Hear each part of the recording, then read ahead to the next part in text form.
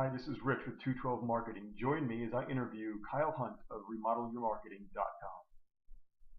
Marketing.com. I'm Rich Littlefield with 212 Marketing, and we're going to do an interview with Kyle and get to know him a little bit better and see what his services are and his insights on contractor marketing. He's been doing this for a little while, so looking forward to hearing from him. Kyle, thanks for your time, and why don't you tell us a little bit about yourself and how you got into doing this whole thing for marketing for contractors. Yeah, so a little while, my barometer is our second kid. Her name's Piper, and she's 5 now. Just about that time is when I started my business full time. So if I was to walk back to the start of it, I worked for a remodeling company up here in Michigan for a number of years, and then I turned to my wife Sarah and I said, "Honey, you're a stay-at-home mama. We got a baby, another one on the way. It's a crappy economy here in Michigan. Not a lot of money in the bank to fall back on. I have this great idea. I want to quit this nice job I have and start my own business." Right? What do you think she said? Of course, right? Of course, honey. Yeah. You know, so it was something like that. But we put the plan together, and 5 years later, you know, here we are. And so my primary business is helping remodelers in particular, some contractors as well, but remodelers a lot of times. Guys and gals are doing kitchens, baths, additions, that type of work, better market their business and improve their sales process. So that's where a lot of my work is focused on. Okay, good. So let me go down here, and so in 5 years, what do you think was? Have the questions memorized? Yeah, right. All right. No, I don't. So what are some of the challenges that you faced in building up your business here as a marketing agency, marketing company? In remodel your marketing, yeah. Yeah. Well, that's a good question. So it's been, you know, I think the key is for me in my business has been to just set short-term goals, right? At first it was kind of like monthly goals, and then it kind of, you know, broadened.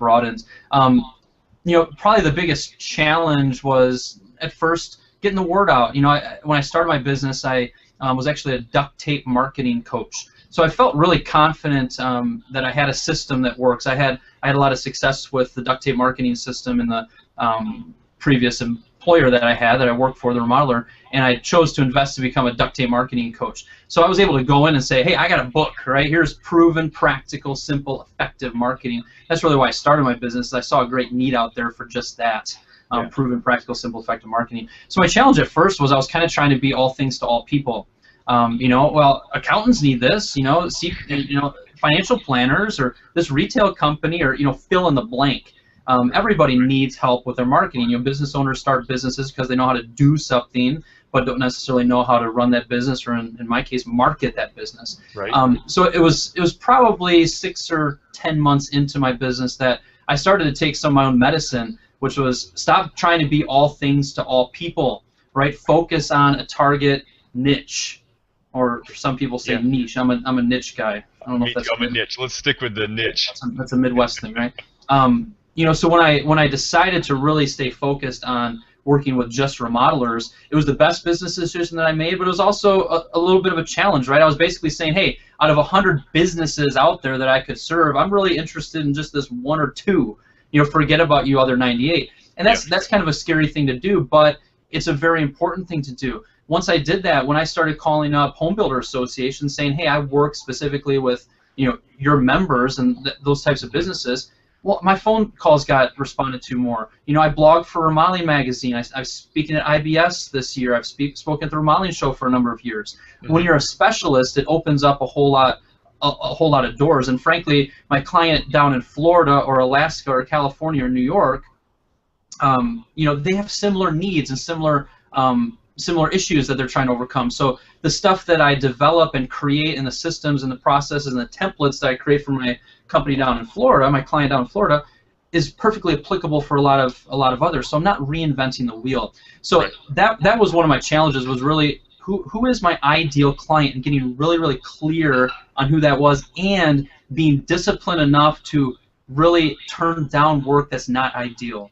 And you know, for the people listening to this, whether they're painters or remodelers or contractors, narrowing your focus and really identifying who your ideal client is, and just as importantly, who they're not, is a really, really important thing in marketing your business. If you're not clear on that, you're kind of being all things to all people, and frankly, that doesn't get much response.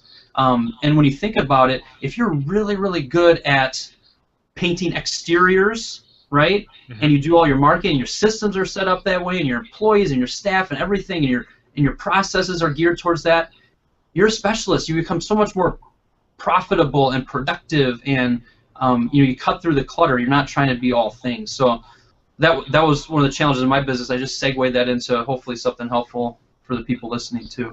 Yeah, absolutely. So let's use that, because that's one of the things that I had trouble with when I first started my painting contracting business 14 years ago. Of course, I was in my 20s, so I wanted to paint anything that moved or didn't move. You know, I would take on all projects, and it was about 5 years in before I focused on the log home industry and decided to be a log home restoration specialist. So of course, the name of my business got a lot longer, but I was able to focus down on a tight niche. But I find that I get a lot of concern from painting contractors and remodelers and so forth about the idea of specializing, and they think that to specialize means put that on your business card, but still take everything else that could possibly come up. So one of the things that they mentioned to me is like, well, you can go and get work anywhere in the United States because you can market or help coach people anywhere, but I've only got a specific geographic area. Maybe they're not in a big city.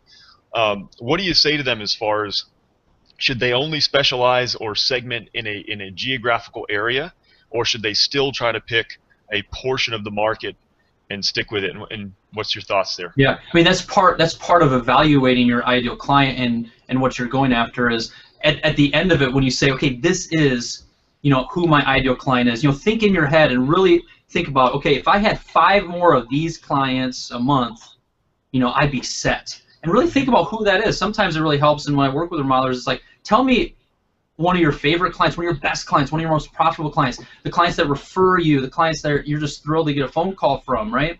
And describe that person to me. Yeah, their demographics, but also their psychographics. What do they value? Everything like that. And when you really get focused on who that is and what that looks like, the question does need to come, is this market big enough to support a business of just, are there enough of those people, right? Right. And sometimes the answer might be no, and you might have to cast a little wider net. I mean, that is part of the remodeling world, is that, you don't want to be driving an hour, 2 hours to work. You want to work in this tight area. So a lot of times it's not necessarily, I'm only going to pick one job and one job only.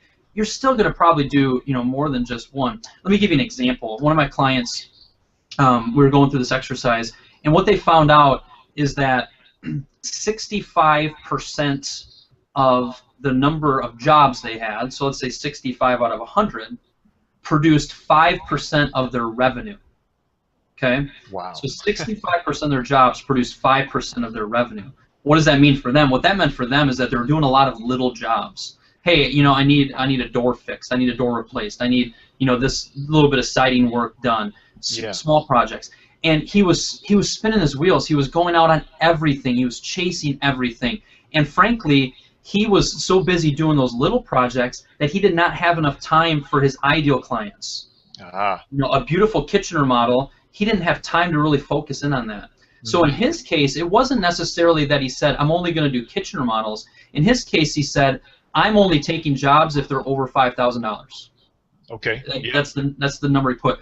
Sometimes it's the opposite thing. I'm only taking jobs if it's under $5,000. It's not necessarily, it's for your business. In his case, when he started saying no and referring out, hey, that's not a great job for us, but I have somebody that I'm going to introduce to you that'll be great for that project. I'll connect the two of you. Everybody's happy.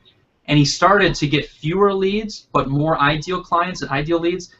He was giving them a much better experience. He was returning their calls appropriately. He was returning their designs and the bids and everything more effectively and more on time. Everything went smoother. He wasn't chasing everything. So, it doesn't necessarily have to be this specific, project. It can be a volume, a total sales. It could be a variety of things. Right. The bottom line is, what is ideal for you? If I could say, somebody's going to walk through the door right now and they are your ideal client, describe that person to me and get really clear on that.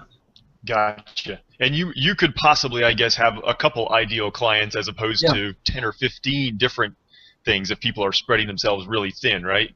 Sure, sure. You know, the other thing is if you said, hypothetically, we're specialists in additions. Home additions, that is our specialty. And a lot of your marketing, your business card, and your website, when I come to it, man, we're talking about home additions. These guys are the specialists. People that still have kitchen remodels or bathroom remodels, chances are they still will know to contact you. Well, they probably still do that, right? So just because you're really highlighting one specific service does not necessarily mean that you're shunning everything else, right? Right. Yeah, as long as you're close enough, you're still going to get some people that show interest in that. Correct. Yeah. Sure. Okay, good. Well, that's a excuse me. That's a really important point for marketing is segmentation and creating a persona.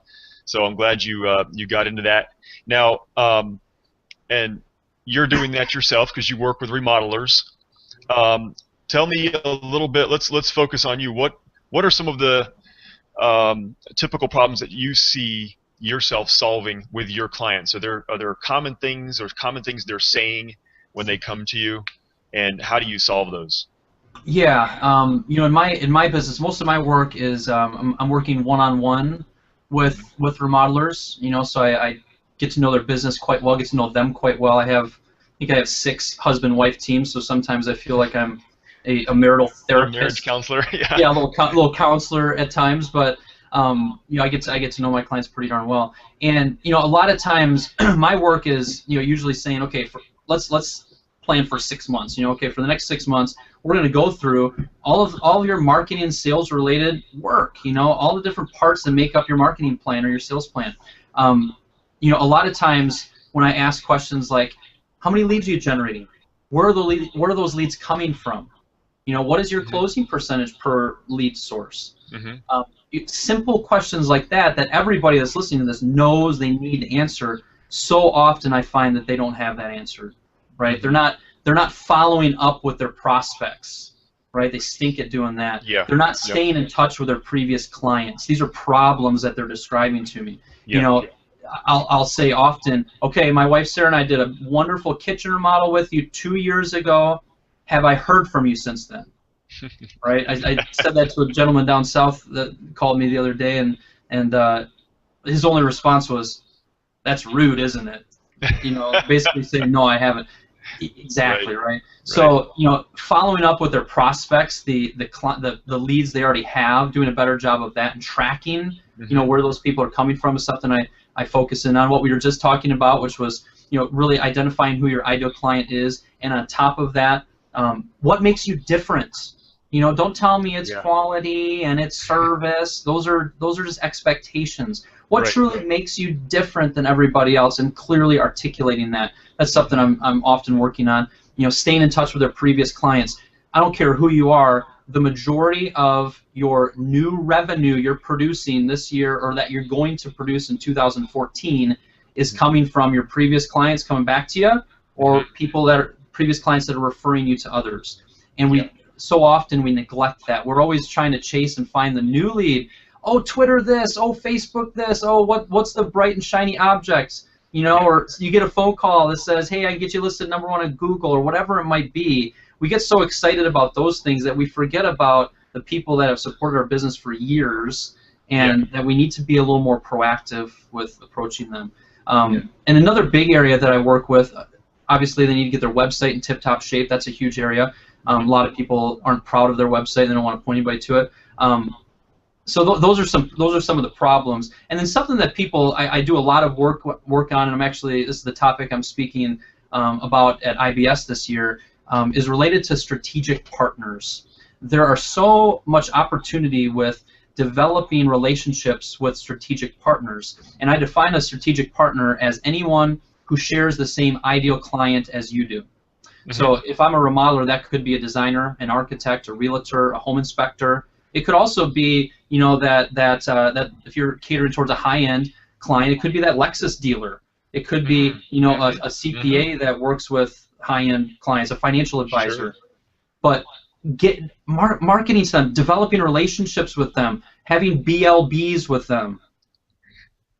Yeah. You're gonna ask me what a BLB is, right? Breakfast, lunch, or beer. Wow, it's like you've been paying attention to my stuff. It's like I've been reading your emails or something. Yeah, it was kind of creepy. It was almost creepy, right? So that's an area that I push a lot of my clients towards, because even in this day and age of email and 24/7 media and 24/7 social media and all that other fun stuff, developing personal relationships and networking and getting that one-on-one touch, it still works tremendously, and is an area that so often we neglect. So what do you say to people that say, look, Kyle, that's great, but I just don't have the time to network. I need my salesman to do it, or I need to automate that kind of stuff. My first question is, how much time don't you have? Right? Because that's everybody. Well, I don't have time for that. Okay. Well, how much time don't you have? Because do you have a half an hour a week? Right? You know, yeah. That's the first thing you need to get. We are so overloaded and overwhelmed with ideas, with things to do. So it's not necessarily that people don't have the time. What I found is that people don't have the focus, or they don't have the priority figured out. Gotcha. I do this often, where if I'm at a speaking event, or if I'm even talking to some of my clients, and I sent this email out here recently to my list. If you had 4 uninterrupted hours tomorrow morning to work on your marketing or your sales efforts, what would you work on?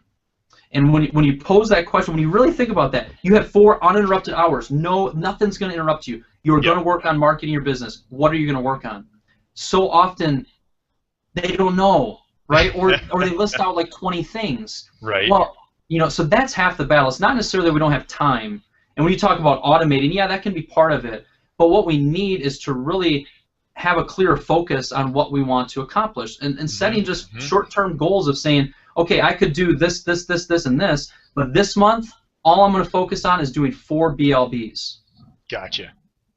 That's it. That's right? it. Yeah.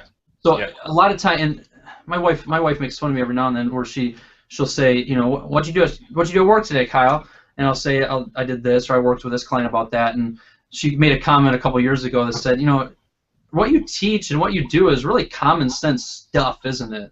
And frankly, it is, right? A lot of this stuff is not rocket science. Most everything that I cover with my clients, they've heard about or they've thought about before, but they haven't implemented it, and that's the key. That's the key to all this marketing stuff, is to really prioritize, figure out what you need to work on first, and implement it. Don't do 5 things 20% of the way done. Do one thing 100% of the way done. And that's a message I'm always trying to motivate people and encourage people to understand.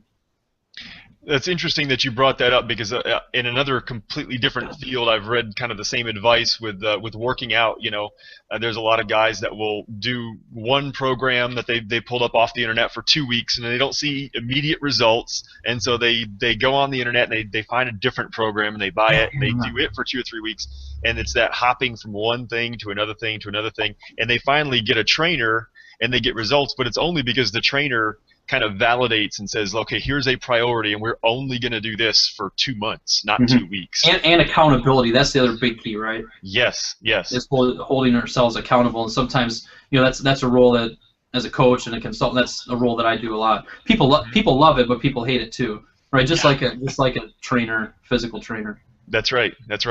All of us realize probably the need to be accountable, but when we're actually held accountable, it's a little painful sometimes to admit that. Okay, good deal. So I like your points about kind of doing the basics before you get into really complicated stuff.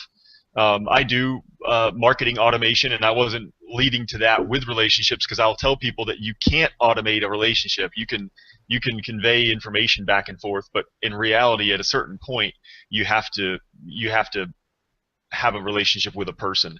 You know, you can't have a relationship with a series of emails or whatnot. So usually people that come to me about that kind of stuff are nowhere near needing to automate anything, because they need to do all the basics first. Right. So if you're talking to painters or contractors, remodelers, there's a lot of people that do marketing consulting and stuff out there. what is something that you would, and there's a lot of SEO people and everybody giving advice, so kind of like a barometer, off the top of your head maybe, what is a way that a contractor could judge whether somebody knows what they're doing or kind of like sniff out like this is a scam type of stuff? So what are some of the things you see people doing where you just shake your head like, I can't believe they're trying to teach people that when they should be doing something else? Yeah, you know, I think a lot of those people that I've seen over time kind of disappear pretty quickly too, right? I think everybody, you know, trust your gut. If it's too good to be true, it probably is. You know, that's half the battle. But you know, something that we don't do much of with homeowners that we need, you know, our clients, that we need to push even further and more. You know, several of my clients have free reports, right? The 10 things you must know before hiring a remodeling contractor. The 10, you know, the 6 things to prepare for your painting project, whatever it might be. And, you know, what do those tell us to do? They tell us to ask for 3 references of 3 projects that you know, that are similar to mine. And actually, you know, so what I'm getting at there is call some references, ask them for some references, right? And talk to those people. Something that one of my clients just told me about, a client of mine out in Nebraska, he had somebody ask him for some references, which is good, right? If they're asking for that, that's great. And what he said was, you know, I can give you references, and I bet you can probably imagine who they are, that they're probably raving fans of mine, right? And I could have 10 crappy ones along with those 3 good ones. What I want to do is tell you 3 projects that I have ongoing right now, that I'm either just starting, we're in the middle of, or that we're just finishing up.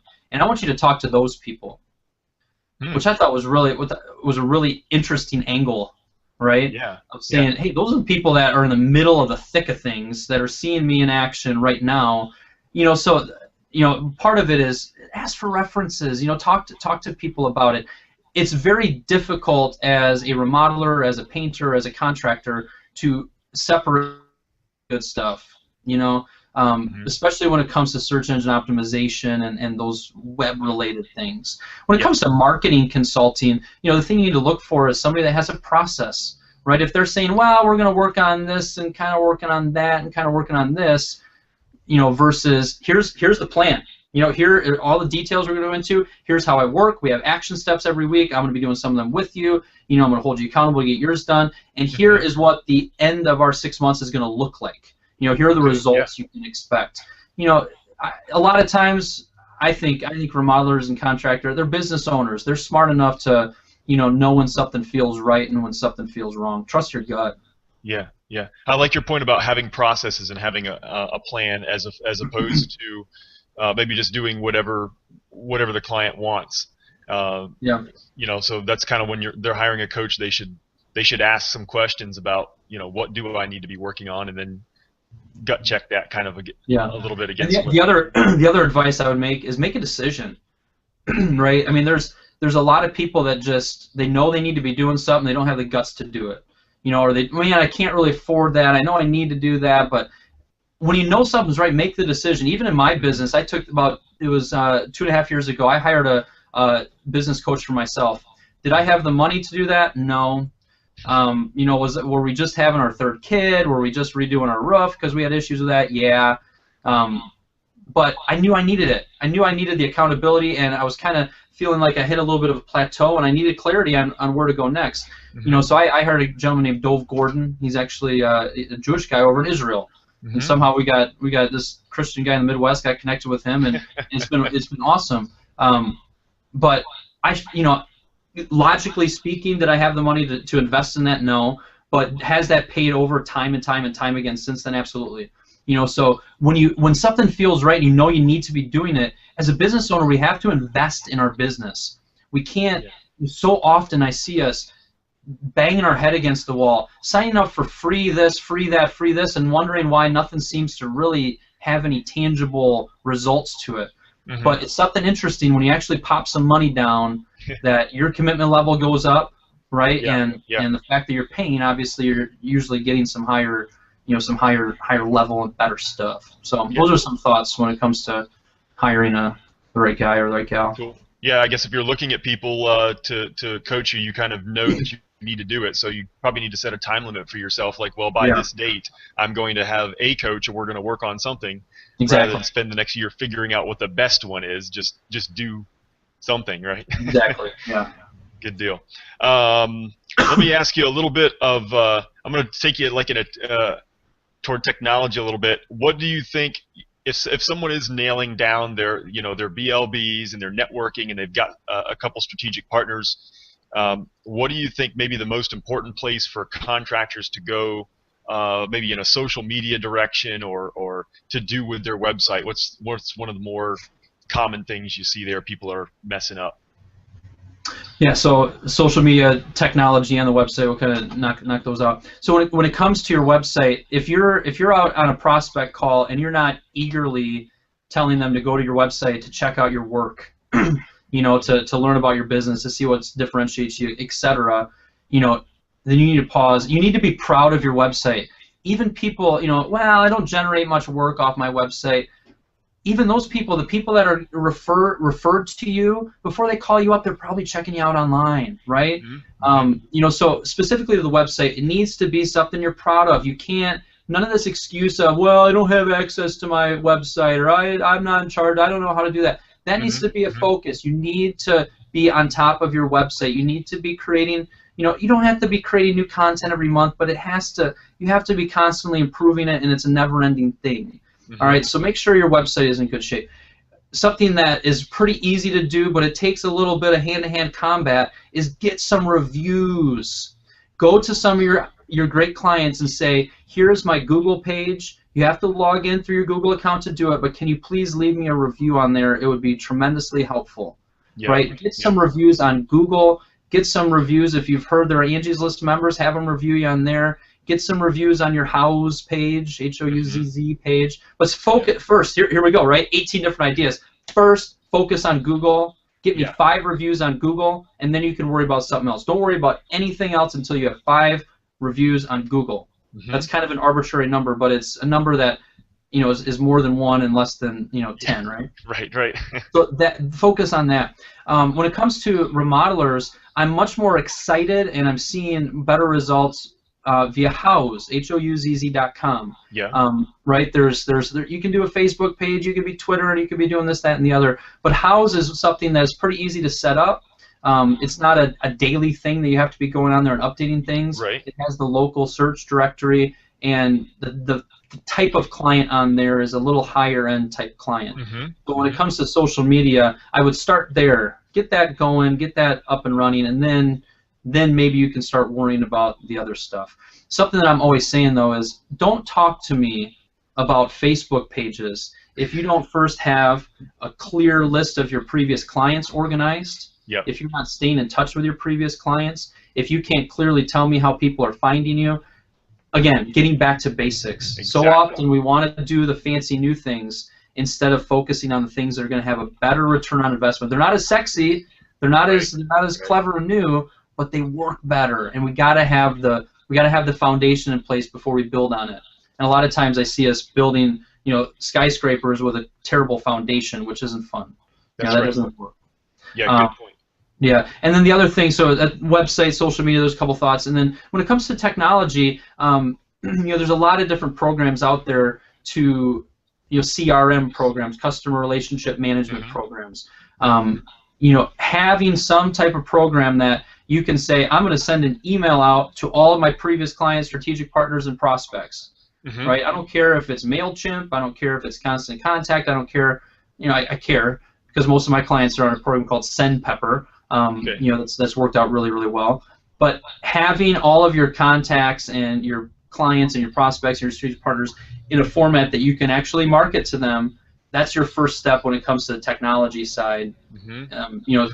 The days of, well, everybody's in folders, or, well, I got all that contact information, but it's in QuickBooks.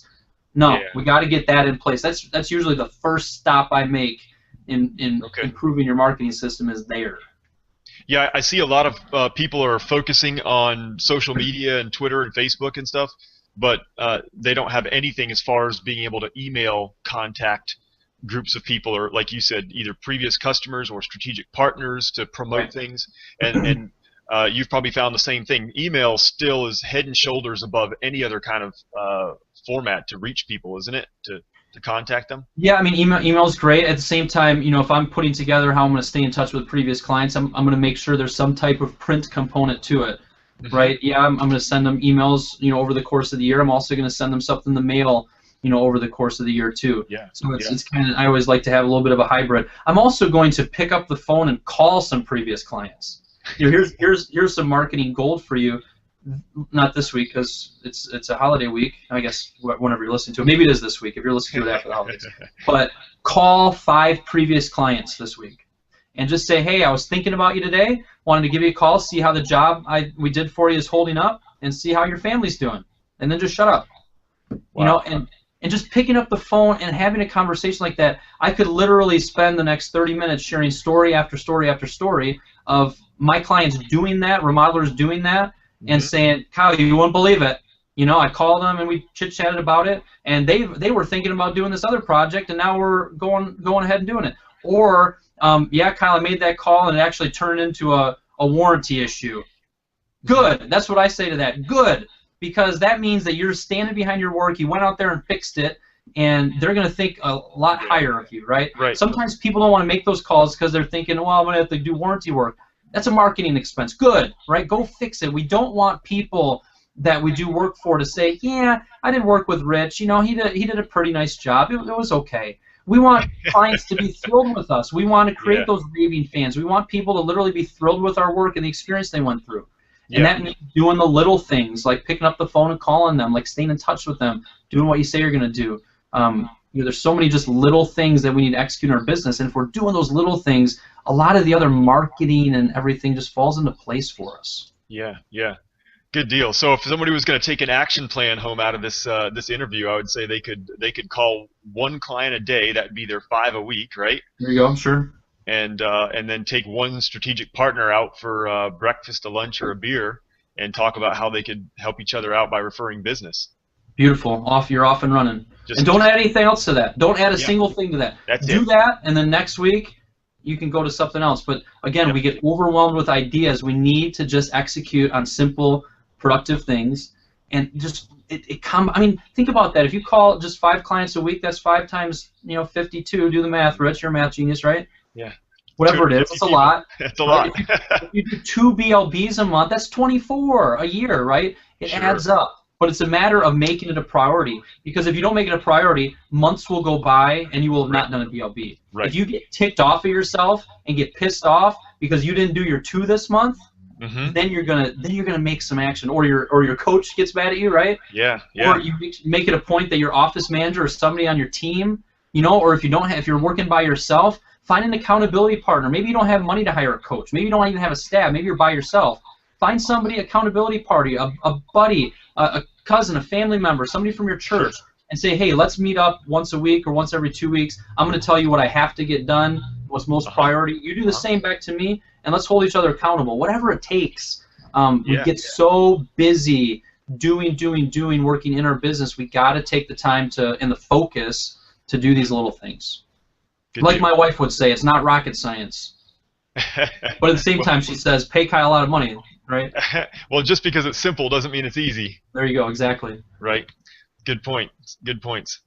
I also want to just highlight one thing that that you said that I thought was really, really insightful, was that it's not an issue of I don't have enough time. It's I don't have enough focus. Yeah. And if you and what you said was, ask somebody if you had 4 hours. Okay, now you have the time. What would you do? And they still don't know right then. So if they're on their game, then what you're saying is once they work with you or with me or some other coach, they should know at any given moment if they've got some empty time in their schedule, somebody cancels a proposal, an estimate, right? They should have something that they know right then, okay, I've got these 2 things I could do that need to be done. These are the next steps. Yeah, you're right? Clicking if you're doing that, right? And that's, me when I give that advice, it's me with you, right? Because there's times that, I'll have a meeting cancel. I'm kind of like, well, I could piddle around on, oh, let's click on, I wonder what's good on the news, or what's going on here, or you can fill your time with so many things. But when I'm clicking is when I have a very clear list, or I have another analogy I use is your frog. Eat your frog, and what that is a Brian Tracy, who's a personal development guy for years and years.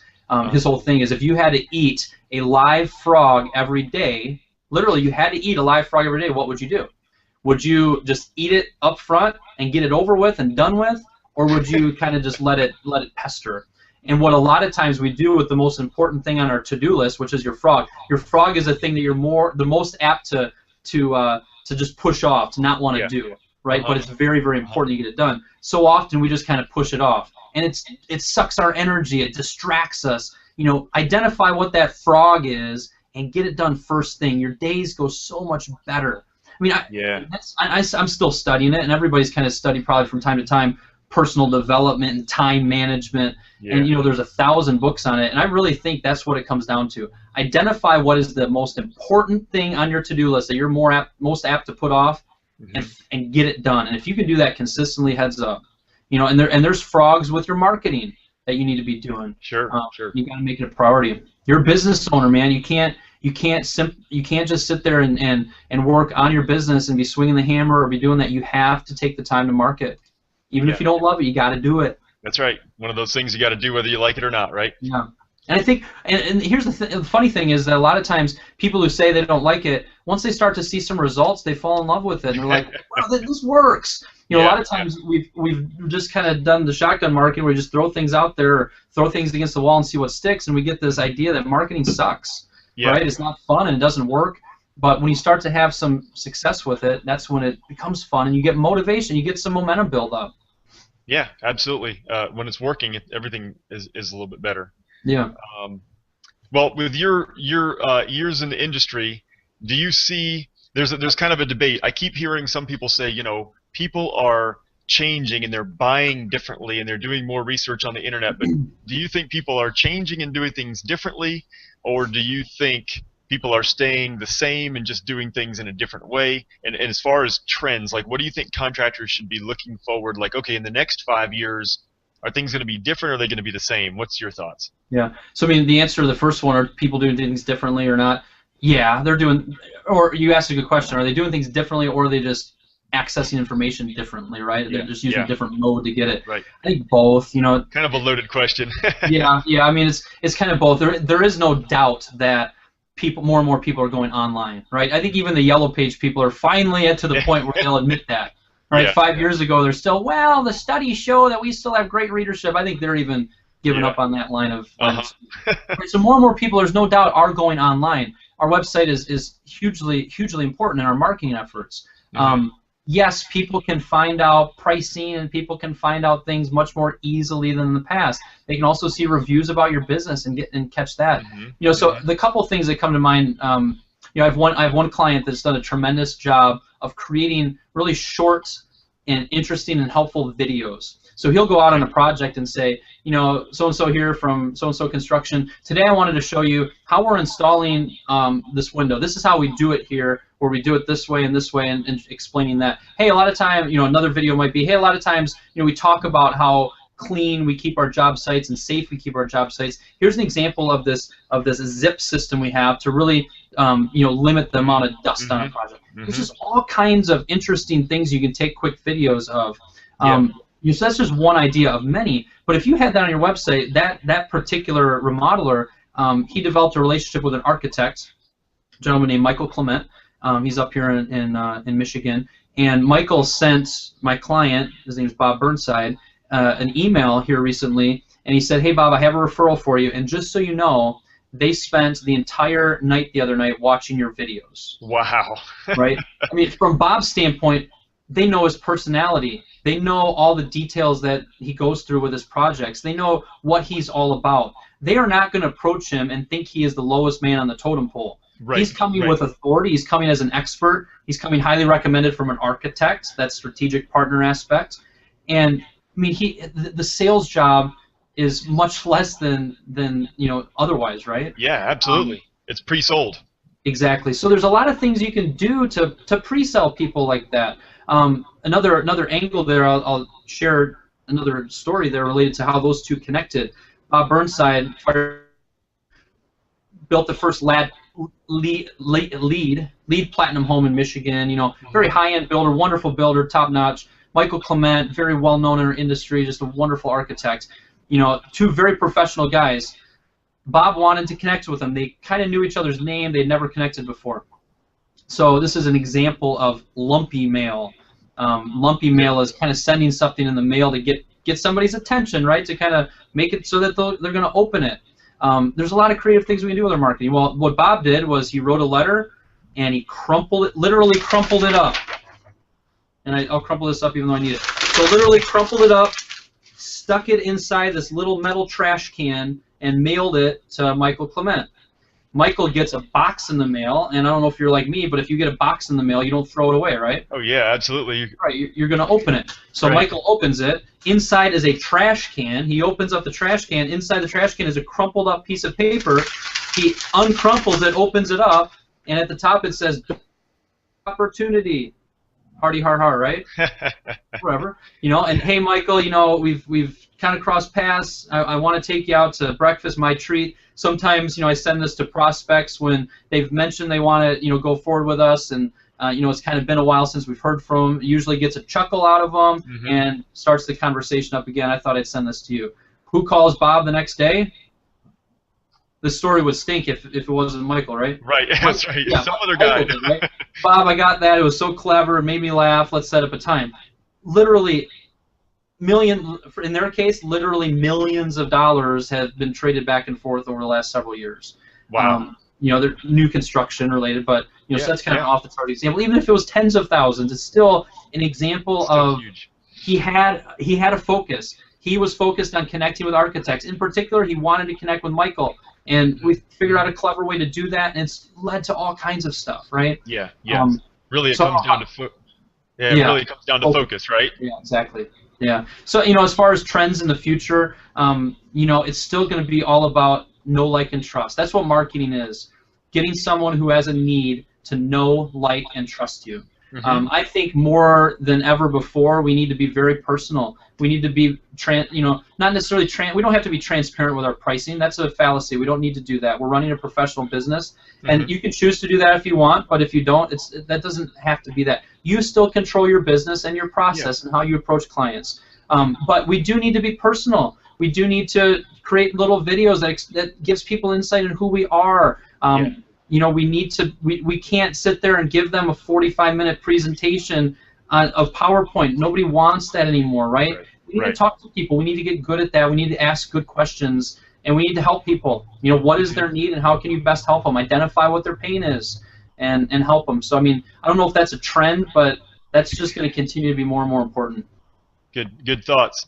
What I've been seeing is that people keep talking, marketers keep talking about how everything's changing, and so we have to change and adapt. And it is true that we adapt, but in reality, people don't change. People have always been the way they are, and they always want to do certain things. So tools change, and so we have to change how we use tools, I think. But the basics don't change, like segmentation, right? So you were talking about different channels, and years ago that might have been running an ad in the right type of magazine, and now we're talking about whether they should be on Houzz or they should just be doing Facebook, right? So the principles are exactly the same because people are the same, but it's just we're putting in different tools in different spots. Yeah, I would agree with that.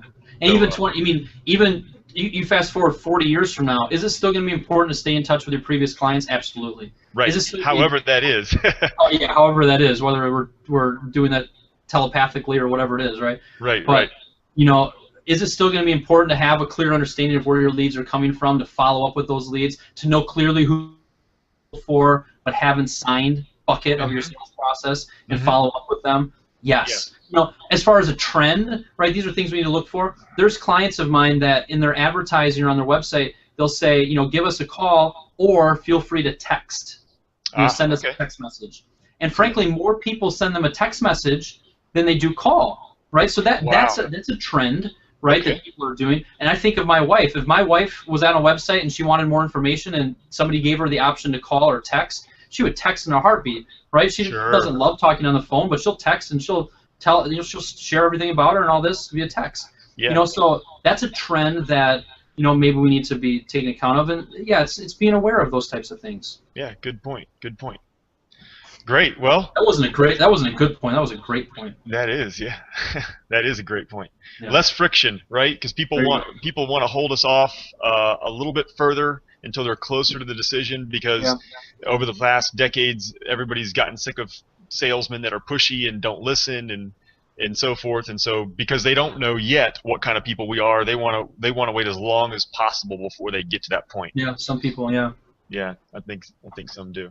Well, anything else you want to add on top of that? This is a ton of information to digest. I think I'm gonna have to watch it a couple times. Everybody has. There's already two. They already had too many ideas before. Now they have even far too many more. ideas. But, so if they take away one idea, it's just take one thing out of this and do it for a week, 2 weeks, 3 weeks to get a habit, right?